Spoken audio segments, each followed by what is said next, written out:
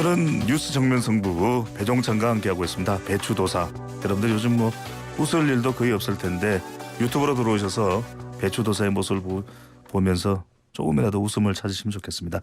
자, 그런데 오늘 이슈 인터뷰 내용은 조금 심각할 수도 있겠네요. 가수 겸 배우 이승기 씨와 그룹 이달의 소녀 추의 소속사 분쟁으로 연예계 불공정 계약 문제가 다시금 수면 위로 떠오르고 있습니다. 관련해서 문화예술 전문 변호사인 박주희 변호사와 이야기 나눠보겠습니다. 안녕하세요. 네, 안녕하세요. 네, 이승기 씨 하면 저도 너무나 좋아하는 또 가수이고 또 배우이기도 한데 지금 그 정말 히트한 노래들이 많거든요. 누나 들어가는 노래도 있고 네. 제가 그 노래를 부르고 있더라고요. 네. 자, 그런데 음원 수익으로 정산받은 돈은 영원이다. 이게 말이 안 되는 거 아닌가요? 네, 맞습니다. 그 이승기 씨는 지금까지 본인이 이제 마이너스 가수, 그러니까 이제 투자금 대비 수익이 안 나는 가수라고 알고 있었다라고 하는데요. 말씀하신 것처럼 조금 이해하기가 어려워요. 예. 근데 이제 음원 자체가 발매하는 것 자체에 초기 투자 비용이 많이 들어가는 건 맞아요. 뭐 작곡가라든지 뭐 작사가라든지 아니면 뭐 연주자라든지. 예. 그래서 초기에는 수익이 안 나는 건 맞는데 말씀하신 것처럼 이승기 씨 같은 경우는 데뷔 18년 차거든요. 예. 뭐 인지도라든지 아니면 인기도 면에서 히트곡만 해도 꽤 되는데 그래서 뭐 1년에 발생하는 음원 사용료만 해도 굉장히 많이 발생할 수 있을 텐데 아직까지 영원이라는 정산금을 받았다라고 하는 거는 사실 납득하기가 조금 어렵죠. 예. 소속사에서 음원 수익이 없었다. 네.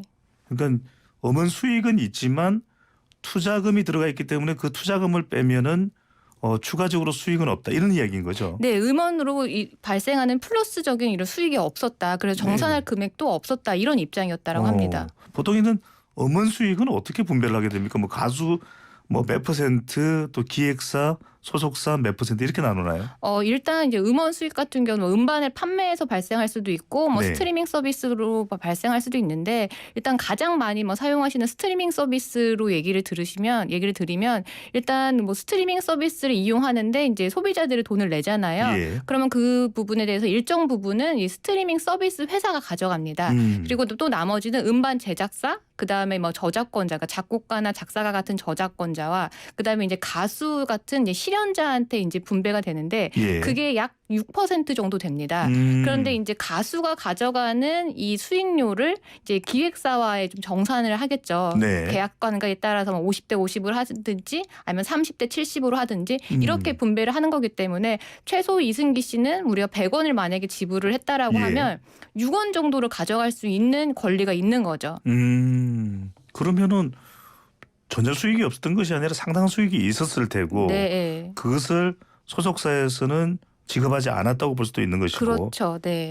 자, 근데 또 하나 논란이 되는 내용 중에 하나가 이승기 씨가 이 소속사에서 빌딩을 산다 이래가지고 47억 원을 투자를 했어요. 이승기 씨가. 네. 그 투자금이면은 투자한 것에 대한 채권자가 되는 거죠. 권리를 가지고요. 네. 자기 투자한 돈에 대한. 근데 계약을 종료하는 과정에서 투자금이 대여금으로 바뀌었다. 대여금은 뭡니까? 일단 대여금이라는 건 우리가 흔히 돈을 빌려주는 거잖아요. 네. 그러면 이제 원금과 이자만 받을 수 있는 권리가 있는 거고 예. 투자금이라고 한다고 하면 그로 인해서 발생하는 투자 수익을 가져갈 수 있는 그런 권리가 있는 건데 예. 말씀하신 것처럼 그 빌딩을 사는 데 있어서 처음에는 반만씩 투자를 해서 빌딩을 사자라고 얘기했다라고 합니다. 네. 이승기 씨 주장에 의하면 그럼 만약에 그 빌딩을 사서 투자 수익이 발생할 거잖아요. 뭐 매달 월세가 나온다든지 예. 아니면 그걸 매각을 했을 때 매각 차익이 발생한다라든지 만약에 투자금이었으면 이 부분을 다 정산을 해줬어야 되는데 그런데 이승기 씨 주장에 따르면 합의서를 작성했는데 이거는 대여금이었기 때문에 이자 상당액만 주는 걸로 이 채권 채무 관계를 모두 끝내자 이런 식의 합의서를 작성했다라고 합니다. 네. 이 내용을 듣고 보면 소속사 대표가 상당히 이 돈 문제와 관련해서는 이승기 씨에게 인색했다. 이런 생각이 드는데 또 하나 내용을 보면은 소속사 대표가 법인카드를 이용해서 많은 지출을 했는데 이 법인카드 한도를 보면은 정작 돈을 벌어오는 이승기 씨보다는 40배나 많았다.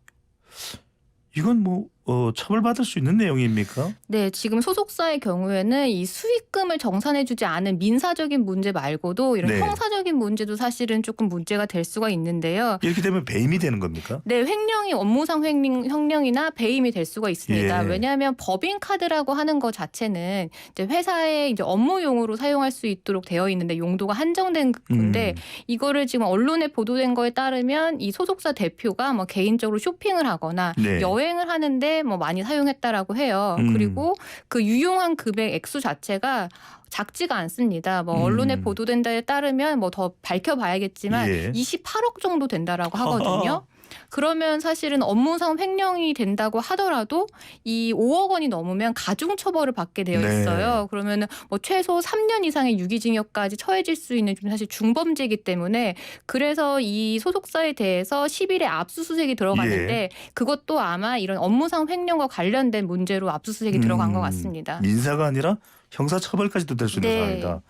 근데 지금 이제 소속사 대표가 개인 재산을 처분해서라도 책임을 지겠다라는 이야기를 했던데 이런 발언을 했다면은 사실상 자신의 책임 문제가 있다는 걸 인정한 걸로 봐도 되나요? 네, 그런데 이제 다만 그게 이제 이승기 씨와의 정산 문제에 대해서 본인이 책임을 지겠다라고 하는 건지 네. 지금 방금 말씀드린 것처럼 회사의 이제 법인카드 유용에 대해서 책임을 지겠다라고 하는 건지 사실 조금 다툼은 있어요. 애매모호한 부분이 있는데 네. 근데 설사 본인의 개인 재산을 처분을 해서 내가 이걸 갚겠다라고 하더라도 이미 성립한 범죄에 대해서는 아무 소용이 없습니다. 그러니까 예. 즉 법인카드를 유용하는 순간 업무상 횡령이 되는 거기 때문에 추후 뭐 본인의 개인 재산으로 그걸 변제한다고 하더라도 죄가 성립하는 데는 전혀 문제가 없습니다. 죄가 면해지지는 않는 것이다. 네.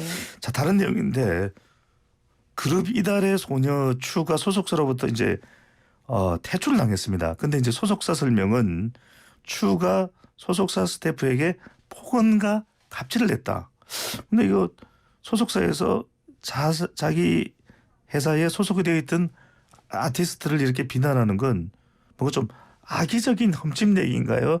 실제로 그런 일이 있었기 때문에 명확하게 사실관계로 비난을 하는 건가요? 글쎄 이 부분에 대해서 좀 다툼이 있을 것 같아요. 네. 그래서 소속사에서는 이제 방출의 이유를 뭐 폭언과 갑질이라고 발표를 했는데 이게 발표가 되니까 오히려 추의 관계자들이 그런 사실이 없었다라고 하면서 추를 옹호하면서 지금 나섰고 있어서 네. 지금 사실관계는 밝혀지지는 않았는데 그런데 일각에서는 이거는 갑질이나 폭언이 있었는지 여부가 문제가 아니라 이거는 실질적으로 추와 소속사 간에 이제 장기전으로 있었던 갈등이 폭발한 거 아니냐 이런 얘기가 나오고 있습니다.